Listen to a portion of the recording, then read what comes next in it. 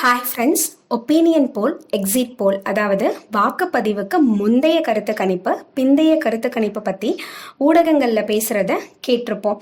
ஆனால் நம்ம இப்போ பார்க்க போகிறது ஒரு வித்தியாசமான கருத்து கணிப்புங்க. வாங்க என்னன்னு பார்க்கலாம்.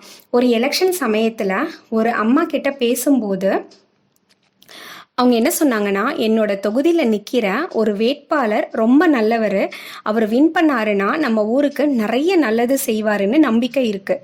அவருக்கு ஓட் பண்ணணுங்கிறது தான் என்னோட ஆசையும் கூட. ஆனால் அவர் ஜெயிக்க வாய்ப்பே இல்லை. ஒரு ஓட்டை வேஸ்ட் பண்ணுறியேன்னு சுற்றி இருக்க எல்லாரும் திட்டினாங்க. ஜெயிக்கிறவங்களுக்கு ஓட்டு போடு, அப்போ தான் உன் ஓட்டு வேஸ்ட் ஆகாதுன்னு சொன்னாங்க. நானும் சரின்னு யார் ஜெயிப்பாங்களோ அவங்களுக்கே ஓட்டு போட்டுட்டேன்னு சொன்னாங்க. எனக்கு இதை கேட்க ரொம்ப ஷாக்காக இருந்துச்சு. ஸோ இங்கே ஆக்சுவலாக என்ன நடந்திருக்கு அப்படின்னா, ஒரு திண்ணை போல் நடத்தி, அதாவது திண்ணையில் ஒரு ஒப்பீனியன் போல் நடத்தி இவர் தான் ஜெயிப்பாருன்னு அவங்களுக்குள்ள அவங்களே டிசைட் பண்ணி அவருக்கு ஓட்டு போட்டிருக்காங்க. ஏன்னா நம்ம ஓட் பண்ணுறவங்க தோத்துட்டா நம்ம ஓட் வேஸ்ட் ஆயிடுச்சு அப்படின்னு அவங்களுக்குள்ள ஒரு எண்ணம் இருந்திருக்கு.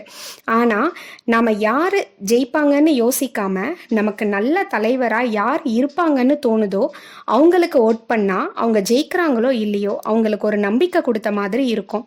அவருக்கு மக்கள்கிட்ட இருக்க ரெஸ்பான்ஸை பார்த்து மற்றவங்களுக்கும், குறிப்பாக இளைஞர்களுக்கு எலெக்ஷனில் போட்டி போட ஆர்வம் ஏற்படும்.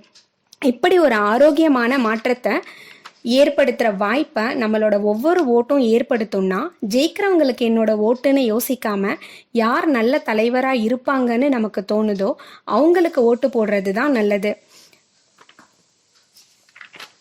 மாற்றம் ஒன்றே நிலையானது. உங்களுக்கு நம்ம சேனலோட பதிவுகள் பயனுள்ளதாக இருக்கும்னு நினச்சிங்கன்னா please subscribe, like and share பண்ணுங்கள். அடுத்த பதிவில் சந்திக்கலாம். நன்றி.